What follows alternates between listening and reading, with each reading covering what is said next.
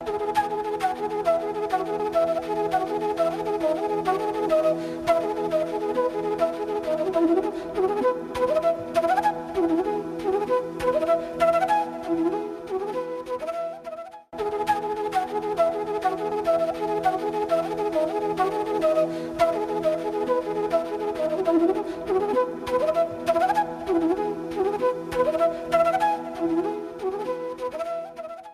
afternoon. Welcome to EduCert Network. Friend, as you know, this week we are having discussion on public administration, and the precise topic is governance, transparency, and responsiveness of the various agency on these two focus on two issues: governance, transparency, and accountability. Various measures have been taken, and how the outcome has come over the years. We'll try to understand today lectures. Yesterday we just try to understand the theoretical framework where we can put it and how the theoretical framework have evolved over the years.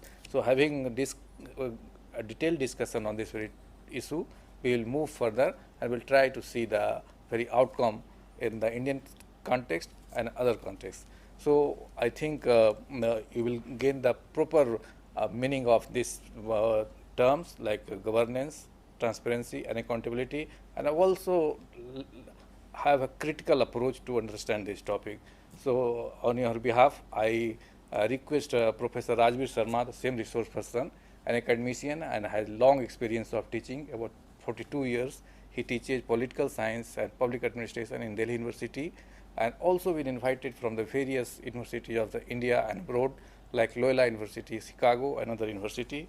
And he's also involved with various research projects on governance issues, socio-political aspect of governance, and citizenship awarded by the different ministry. So I think knowledge and experience will help us to understand and will give an insight to this topic. So on your behalf, I welcome him. Welcome, sir. Thank you, Amrenji, and welcome friends to this discussion. We will continue with the discussion which we started yesterday on governance, transparency, and accountability. I think yesterday we were able to understand that governance and good governance are basically concerned with the best utilization of time, energy, resources to serve the interest of the people and meet the expectations, aspirations of the common man in the most effective and efficient manner. We had stated that good governance, though lacks in some kind of a precision insofar as definition is concerned, but it has several attributes, it has several features in the context of which we had discussed the entire issue. Let us begin from here, that good governance basically is not merely a system where you have been given certain authority and after getting that authority you use it without any kind of a sense of responsibility. So therefore, yesterday also I said that governance, transparency, and accountability are mutually inclusive, are mutually in fact reinforcing, are mutually interdependent. And it is the transparency and accountability which is a sure guarantee for good governance if we treat it as a system which is people-centric, if we treat it as a system which cares for the protection of human rights of the people, if we treat it as a system which is caring for the rule of law, if it is a system which cares for the efficiency and effectivity. For achieving these goals of good governance, the best method is to have a transparent system of governance. and from transparency we can also say that we can ensure accountability of those who are responsible to administer.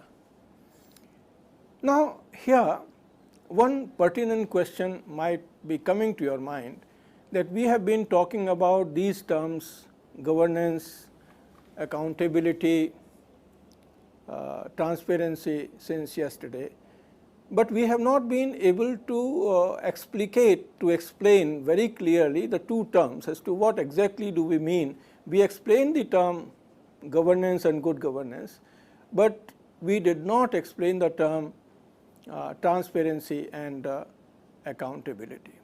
In very simple terms, if I define transparency, we can say that it is a system which is opposed to the system of secrecy.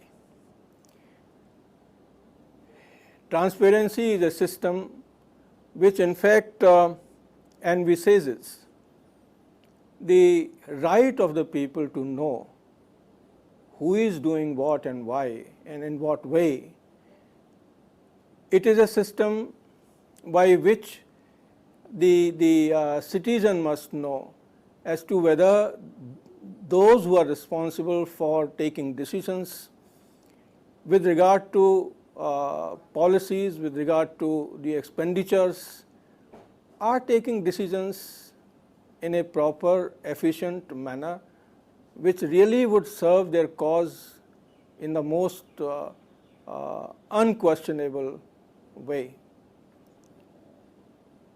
Are the people really engaged in the sensitive, positive and quick delivery of the services, of the goods to the people?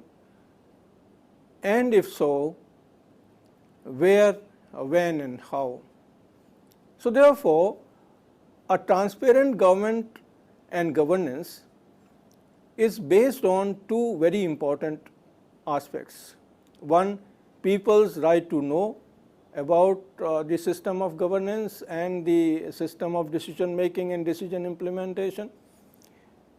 They are entitled to provide feedback based on that information, intervene within the system on account of or on the basis of that information. And therefore, I can say that transparency does not merely take into account the fact that all decisions should be taken in accordance with law, that the administration must ensure the decisions are in consonance with the rules and regulations. But it also in fact means that the people have a free access to information in order to know as to what are the effects or impacts which the decisions are going to make on the life of the concerned groups or maybe the people in general. In fact, the transparency also may be visualized in encouraging people's involvement, people's participation in the decision making process. Transparency may also imply more and more devolution of powers, more and more devolution of functions, right up to the grassroots level. In a way, I would say that transparent government emphasizes on empowerment of the people in general and empowerment of the poor in particular. Transparency therefore has acquired saliency in the development debate, in the governance debate, and also in relation to accountability in administration. transparency also has been visualized as a means to curb, if not eliminate, corruption from all levels where the transactions particularly affecting public life occur. So therefore, more the people are empowered, more the people are participating, more the people know about the system, the checks and balances in the system will become greater reality. And if the system of checks and balances are put in the right perspective and the right place, through transparency in governance, we can certainly say that it would lead to the corruption-free and people-centric governance in the country. Now, the second question that may come up is that if transparency is a prerequisite for healthy democracy, if it is a pre-requirement for corruption-free government, then how to go about it? As I said in the beginning, that transparency is opposite to secrecy, because if transparency makes people know and the things are done in a more open way, then secrecy breeds corruption. Secrecy has the danger of misuse of power on the part of those who are entitled to use that authority, because they don't have any kind of a fear that they can be questioned by the people. At the same time, secrecy may ensure some kind of an immediate accountability to the seniors in the organization, to the boss immediate in the organization, some kind of a legal accountability. But transparency in fact is meant to expand the scope, the meaning and nature of accountability itself. Transparency enhances the meaning of democracy. Transparency enhances the meaning of governance itself. So therefore, I would say that if we really want to achieve the twin objectives of good governance and accountability in governance, then the first requisite in that system is transparency. Now, what kind of requirements? Because transparency has been placed at a central place in the new discourses on governance and development at the international forums, and the international community has also the impacts for the local actions at the national level. What steps have been taken, therefore, taking into account understanding the importance and significance of transparency? What steps have been taken in India especially to ensure a transparent system of government? The movement for transparency in India, though is not a very having a very long history, but since almost the late 80s, we can see that there was a movement towards openness in the system of governance, and beginning from almost the mid 90s, we found that the central government in India enacted a law in 2002 providing for Freedom of Information Act, right, which was later amended by the government in 2005 with the title of Right to Information Act. Now, the objective of the Right to Information Act was to enhance not only accountability, but to enhance the knowledge of the people, to build the knowledge competency, the information competency, to enrich the information levels of the people so that they could intervene and could take decisions which are informed and well informed one. And therefore, the right to information is not merely meant to curb corruption, but it is also meant to curb discussions. It is also meant to improve delivery. It is also meant to exercise the checks and balances over the people in the administration.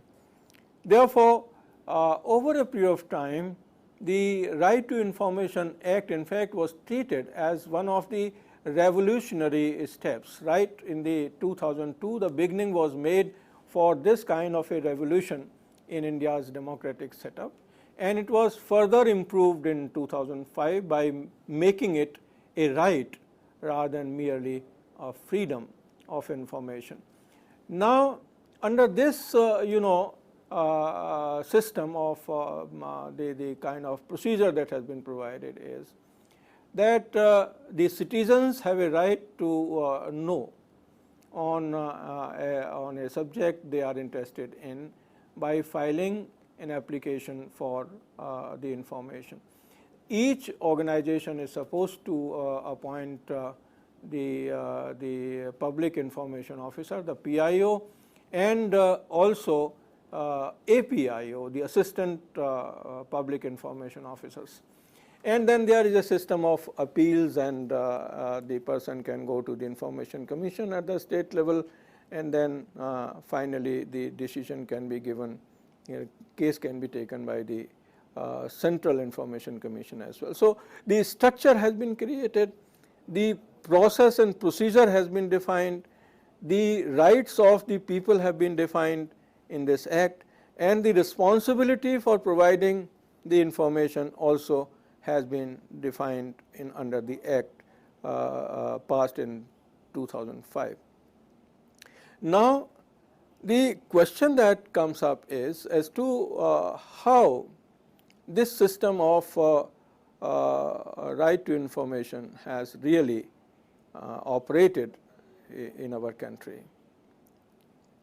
I can say that more or less the right to information has ushered in a new efficacious era for the people of the country, and it has really produced several productive results insofar as ensuring accountability and exposing corruption at different levels in the organization is concerned, number one.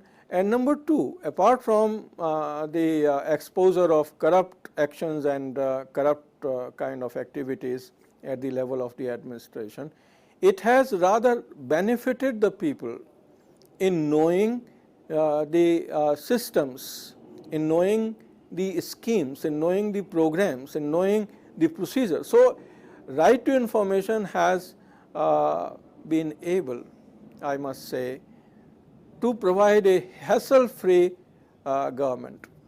I think one of the requirements for a good governance is that it should provide for a hassle-free government. I will come to it a bit later, but at the level of right to information also, the people can hold the authorities, the public authorities, accountable to what they have done and what they have not done.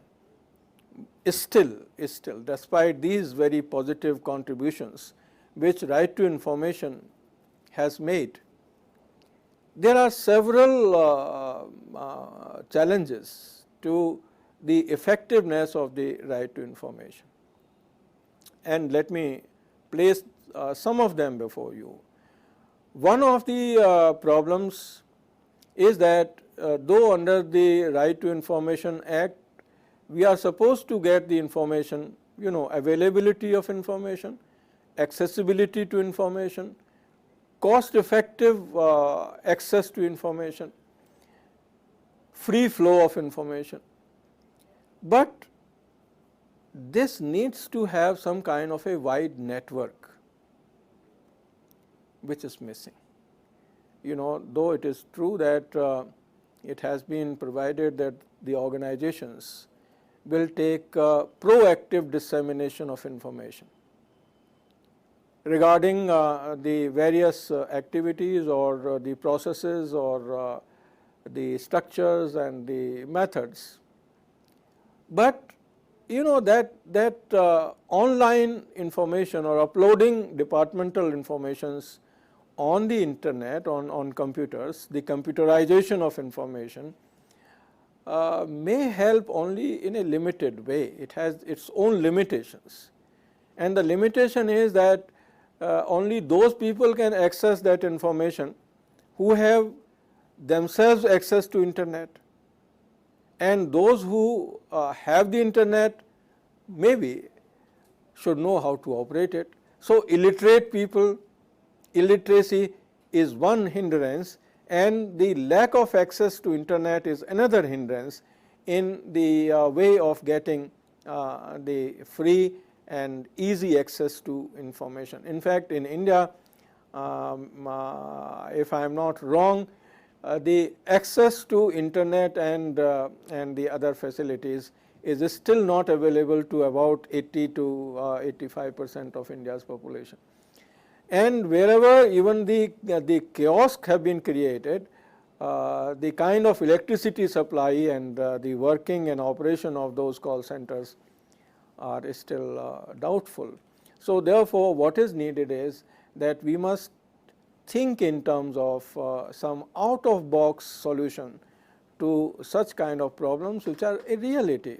We must have a relook as to how to really serve this 80 or 85% population who doesn't have access to either internet, or some of them may be not that literate in computer operations.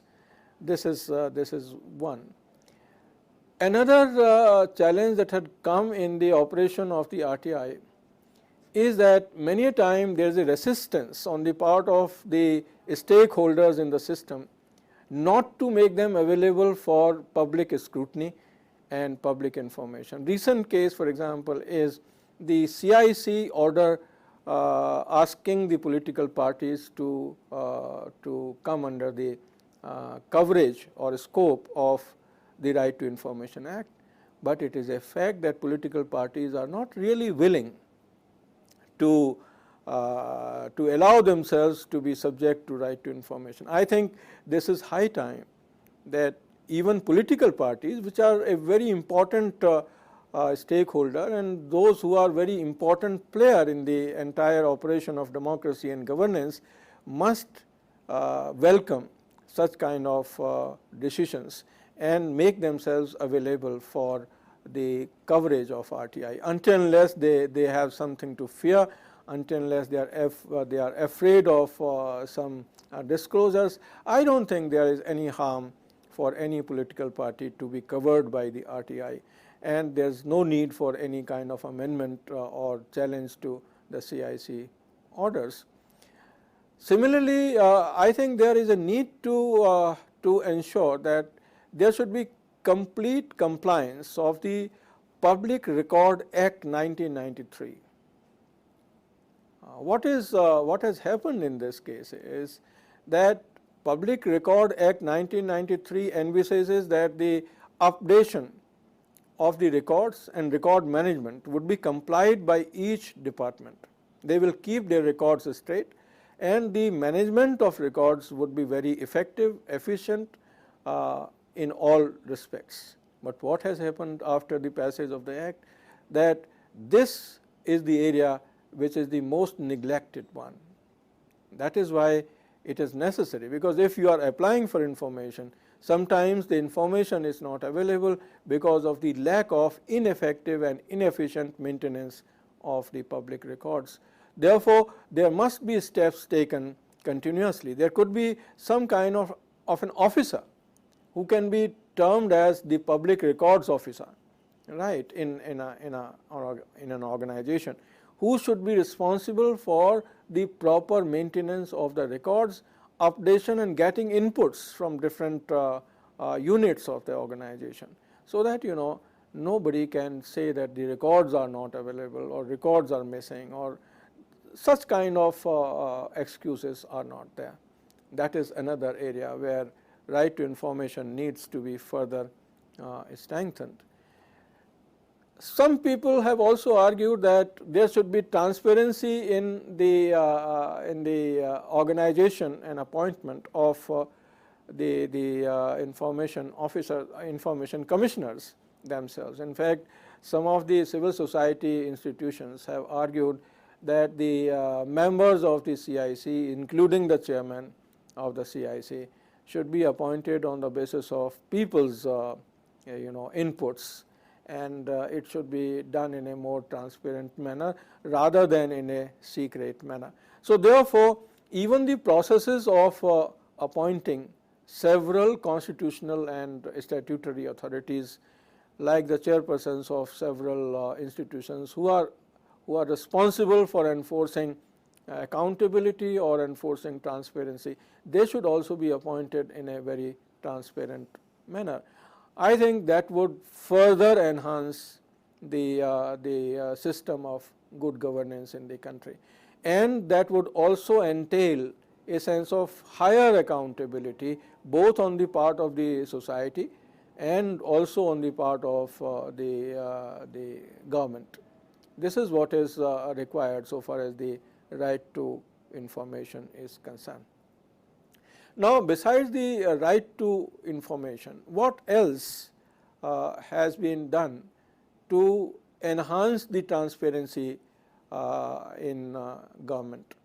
In fact, as I said, that the governmental organizations are now working, including the local self-government, the municipal bodies included, they are now being asked to upload their decisions, their programs, and must communicate online as to what exactly is the objective of those programs, what is that scheme, what are the entitlement of the people, how can they make use of that, how can they apply, and this information in fact is available online.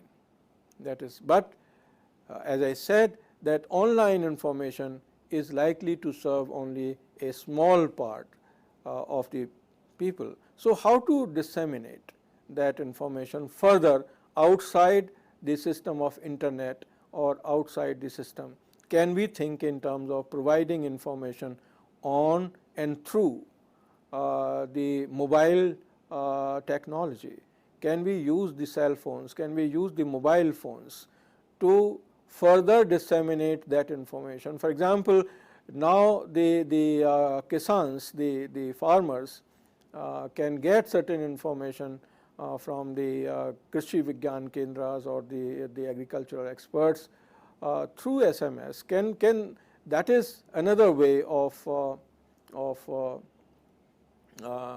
ensuring accountable and transparent government. So this is what is required to expand the methods of making the system more transparent.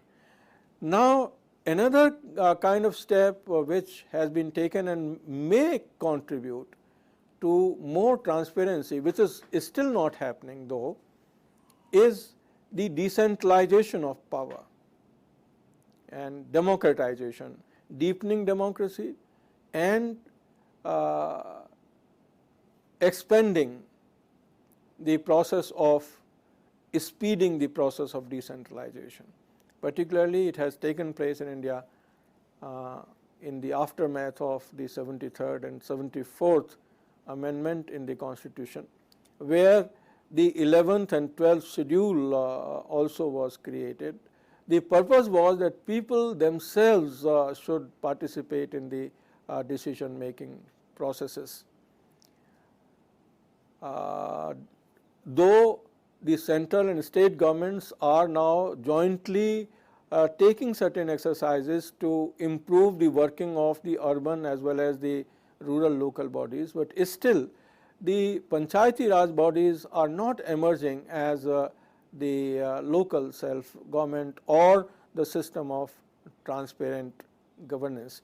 Because if we really want transparency to be real, if we want the transparency to be translated into reality at the grassroots level, then Gram Sabha will have to act as the local parliament at the village level. They will have to act as the decision making institutions. The executive must bring before the Gram Sabha the several proposals they want to translate them into activity or a program, so that the people of the village participate directly and they know as to what the Gram Panchayat is really going to do.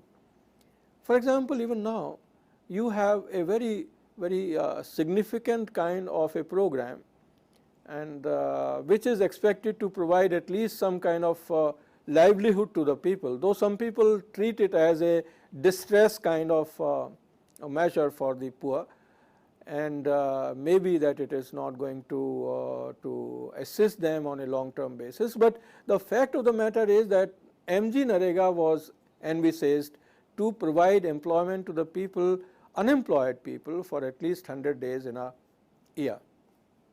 Fine enough, but then how the projects are being prepared, how the activities are being prepared, and who is implementing, what money is coming from where, this is not known much to the people of the village, except that now the some of the emerging persons from the colleges and universities have started getting information through the Right to Information Act. But it is needed that if we really want to make such pro people or socially relevant the schemes successful, then people should be made more aware about the program, and they should also be made aware and educated about their rights to know. This is what I would say so far as the system of transparency in governance is concerned. Now, besides this issue of decentralization, the right to information, and the computerization of information, the e-governance strengthening in the country, we also can know that there are some state governments also who have taken some innovative kind of steps to make right to information more effective. For example, the state of Bihar introduced a system of Jankari, right? And the purpose of this was that the people sitting in the remote areas of the state could get information through this system of Jankari. It is a system of call centers.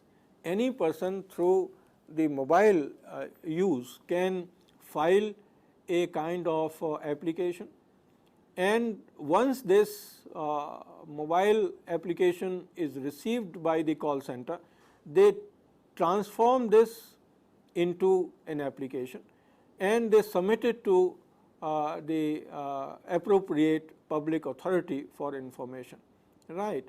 And after this is submitted for the information with the public authority, they are supposed to proceed in the same way and in the same manner as is envisaged under the Right to Information Act. Similarly, in Karnataka, particularly in Bangalore, there is a scheme which is being implemented at the level of the municipal corporation. And this scheme which is being implemented is known as PROOF, that is Public Record of Operations and Finances.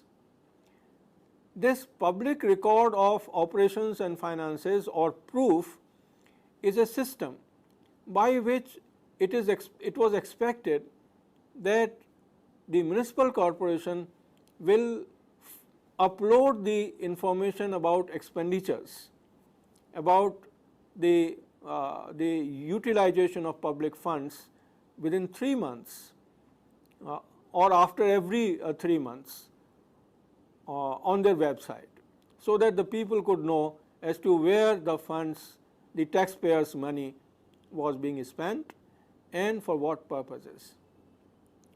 And this in fact has a policy implication also, and the proof is claiming that their movement and their concern for the financial openness has brought fruits, and now this public record of operations and finance has become a part of public disclosure law under the JNNURM in Bangalore. So therefore, it is not merely Bangalore alone, now it has become a policy perspective of the JNNURM for the urban development. Now, having said all this, what exactly can we say as to what is required in terms of the leadership requirements to strengthen the system of the transparency? And no system, whether it is transparency or it is the issue of accountability or it is the issue of good governance, can really acquire success, can achieve success, until unless we have appropriate leadership committed to that cause. What kind of leadership attributes are needed to establish the transparent system of governance? Who can really push better? In other words, the system of transparent and accountable governance. And I would say that the leadership required to push effectively the system of transparency and accountability in governance has to be courageous in nature. So courage is required at the level of a leadership. Those who are bold, those who are quick, those who have the will, those who have the courage to implement the decisions taken for establishing transparency. At times there is a gap between what we promise and what we deliver. If we want to bridge this gap, then courage is required. Why this gap remains? Many a time even the well-meaning leaders are unable or fear to implement the steps, the measures or the promises made. Now, if the leadership does not have the courage to implement and are afraid of taking effective steps, then of course the well-meaning leaders also would fail to implement the measures or the organizational kind of the steps. Besides that, it is equally necessary that besides courage, we need the element of integrity and commitment to the cause which has been taken up by the leadership, particularly the cause of transparency. A person of credibility can better implement the systems.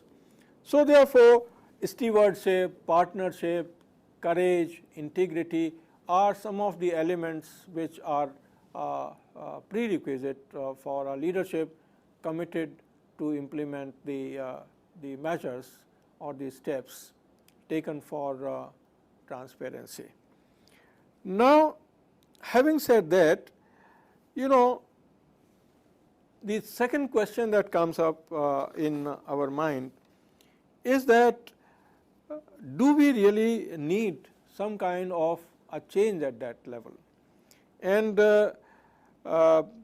I would say that we must think in terms of giving and strengthening, giving more powers and strengthening the local level bodies, particularly in relation to those matters which are local in nature, to enhance the transparency for local governance. Another suggestion which I would like to give here is that there can be a system of the preparation of the district level directory of the public information officers. Now, if there is a district level directory available at the district headquarters or maybe at the block headquarters, or if that directory is supplied to the Gram Panchayat office also, once you prepare the district kind of directory of the public information officers, it would facilitate the people at the lower levels, at the village levels and also in the towns and cities, to know as to who the appropriate public information officer is in which department and how to really approach them. So, proper information about the PIOs at the district level in each department should be available, and that could be available through the district level directory. At the same time, there is a provision that frivolous applications for information can be punished. But who should decide the frivolous nature? Should it be decided by the initial PIO, or it should be decided only at the level of the Information Commission? I think it would be better that the issue is decided at the level of the Information Commission rather than the lower levels. Now, coming to another important aspect, and that important aspect is relating to the accountability as such. Now, when we talk of accountability, I had said yesterday that accountability has undergone several kind of changes from merely political accountability. It has several dimensions: financial accountability, political accountability, administrative accountability, and even these accountabilities have also changed over time in terms of the nature and scope. There was a time when accountability was merely organizational. The administrative officials were accountable to the organization for what they were doing or what they were not doing. So, it was the responsibility of the superiors to enforce accountability over the juniors. So, the subordinates were accountable to the superiors. Superior subordinate relationship was the only method and only objective of enforcing whether the subordinates were carrying out the orders, one, whether the subordinates were carrying out the work assigned to them, two, whether the subordinates completed the work within the time frame, three, and whether they were following the procedures, rules and regulations, four. So, that was the basic responsibility of the superiors. In a way, accountability was more or less legal in nature. it did not ensure, it did not make efforts to make people in the administration accountable to people. They were accountable to law, they were accountable to the organization, but they were not accountable to the people. Therefore, it was not a performance accountability. The performance appraisal in terms of the people's audit, in terms of the relationship between people's expectations and delivery of the administration was hardly there.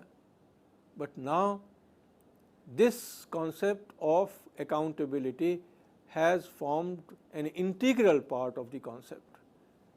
Now accountability has been viewed, in fact, as an integral component of empowerment, and particularly integral component of empowerment of the poor, and it has been also considered as an integral component of the reduction of poverty. This was very clear in 2001 World Development Report. This dimension of accountability in fact was emphasized again in 2004, where it was Envy says that accountability implies making services work for the poor.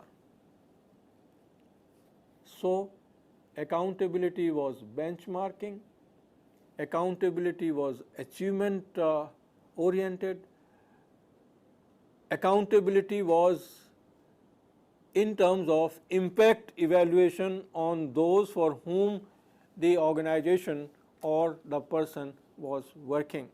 So making the civil services work for the poor became a part of accountability in the World Bank report, development report in 2004, and therefore the emphasis was placed on accountability relationship between three: the policymakers, the service providers, and the clients, in order to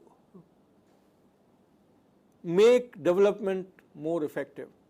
So the core principle of development effectiveness was three: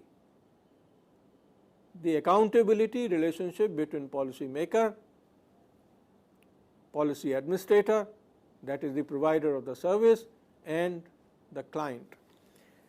In 2005, again there was a social development strategy report, and it considered accountability as one of the key conceptual pillars for empowering poor people. Now friends, what I am trying to convey by quoting this is that now accountability is not merely following procedures. Accountability is not merely following rules, but rules must produce results which are desired. Rules and your actions or your decisions must produce the impacts expected of your decisions on the life conditions of the people for whom those decisions are being taken. So therefore, accountability has become broader from merely the organizational accountability to social accountability. And for this purpose, several kind of steps also have been taken, particularly the concept of the audit by the civil society or external audit by the people of organizations working closer to them is one such method which has been adopted in India.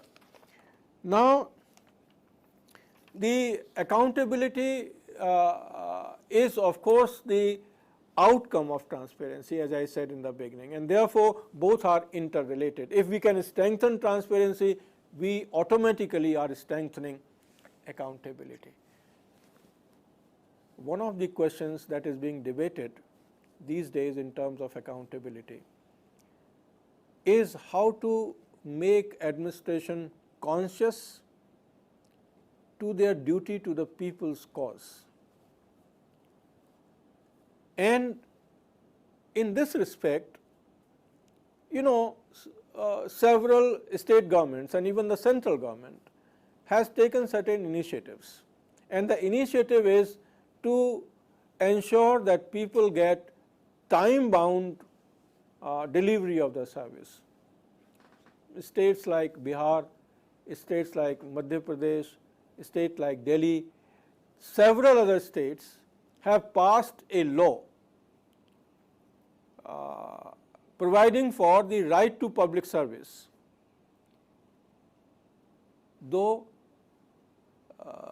frankly speaking, this is the duty of the civil servant to provide service to the people as provided for under the law, which may not require any kind of a legal compulsion.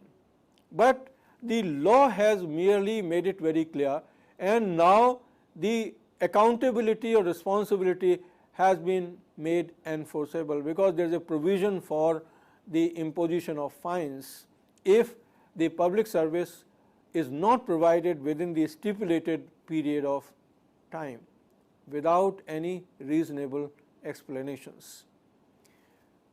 The central government also has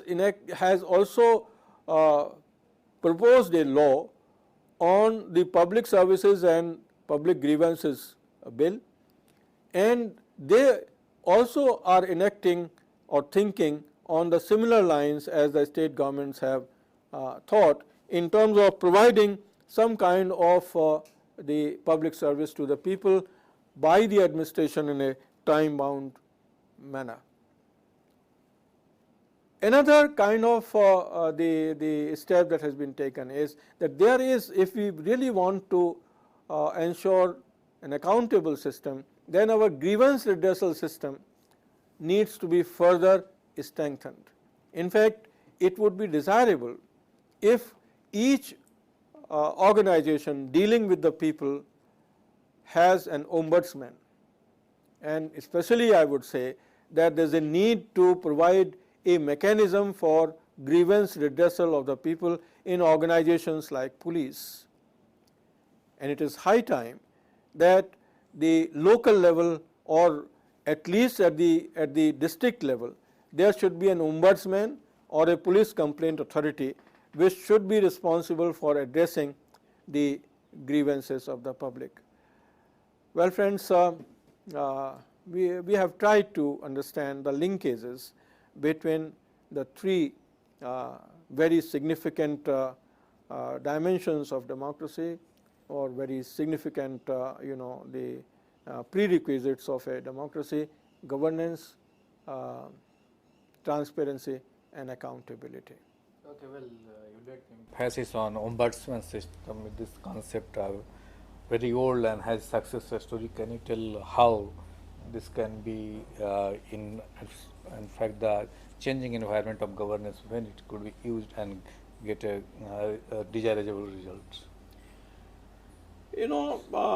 Basically the system of ombudsman has two kind of a requirement. One, that the person who is dealing with our grievance should enjoy our trust and confidence, and particularly in the changing complex environment where the business, the trade, the government are increasingly impacting our life, it is necessary that there should be an agency like ombudsman who should address our problems in an impartial and objective manner.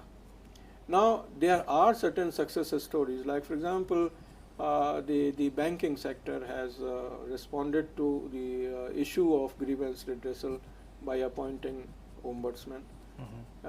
Several media houses, several newspapers also have appointed the ombudsman.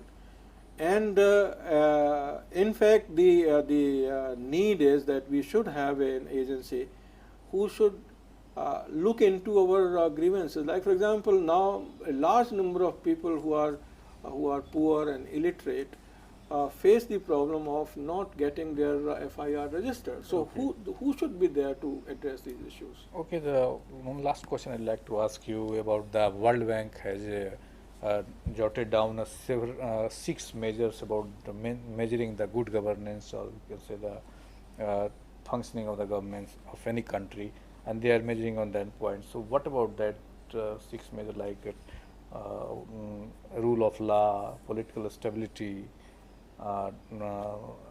corruption, and other things? So do you think that these are applicable in all other country, or this is kind of indicative?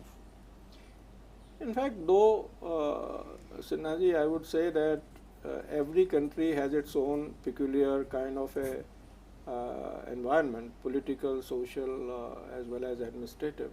So therefore, whatever are the guidelines or whatever are the principles evolved by the World Bank, they have a suggestive value. Okay. And they have to be adjusted and interpreted. Though I must say that the World Bank suggestion for a stable government, nobody can question that stability is a prerequisite for good governance in terms of the stability in policies, stability in terms of approach to governance as well. So these are just suggesting nature, not we can't truly rely on this and accordingly make a judgment No, we about the can. country governance. In fact, the donor countries and especially the funding agencies like World Bank and the IMF and the other donor agencies, they are not merely acting as suggestive agencies. They are also helping the developing countries in improving the systems of governance and also improving on questions of decentralization and democratization, ensuring stability, providing funds, bringing about certain reforms. So that is going to help the systems in the developing countries also. But at the same time, the reforms that are likely to be undertaken have to be in accordance with the local conditions as well. They have to be responsive to both the local as well as global concerns. Now the focus is on PPP model of developments. So these are the things also applicable in that we need another kind of transparency or accountability in PPP model. As you know, as I said yesterday also, that now governance has been interpreted to mean not only the local governmental agencies. It is not. It has gone beyond the executive, the parliament, and the judiciary. Okay. And it is including now a number of other outside agencies, including private sector, including media, including civil society. So therefore, in this context, good governance has also included the corporate governance. It has also included the social corporate responsibility as well. And therefore, it is being said that a state has certain kind of limitations to act and invest, and therefore, with the limited resources with the state, it is necessary that there should be a PPT model for function. Okay. So, well, friends, with this word, we conclude the lecture. I thank all of you for watching the lecture, and on your behalf, I thank Dr. Rajveer Sharma for giving such an insightful lecture. Thank you very much.